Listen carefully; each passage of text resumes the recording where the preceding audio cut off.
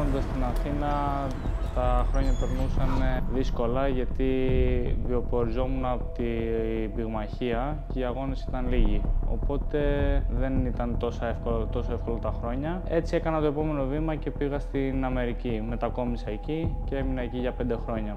Έτσι ώστε μετά από 5 χρόνια επέστρεψα, έκανα βάση στην Αθήνα. Τώρα πλέον μένω στην Αθήνα και προπονούμε και αγωνίζομαι στην Αγγλία, στο Λονδίνο.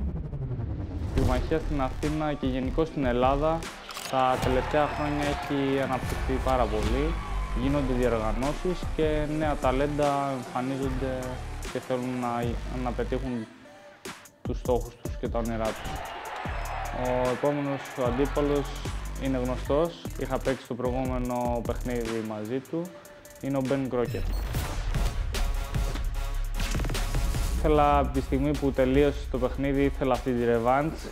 Μου είχε κολλήσει το κεφάλι. Δεν μπορούσα να δεχτώ ότι είχα την ήττα, γιατί έφυγε μέσα από τα χέρια μου. Εγώ έκανα το λάθος, εγώ έδωσα την νίκη.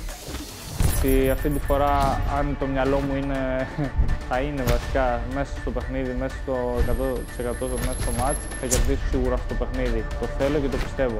Δεν υπάρχει μέρα που δεν έχει περάσει που δεν σκέφτομαι τον αγώνα, οπότε δεν θέλω να με ακολουθεί στο υπόλοιπο της ζωής μου. Είναι ένα παιχνίδι που θέλω οπωσδήποτε να το πάρω. Ή έστω θα δώσω τα πάντα ώστε να το πάρω.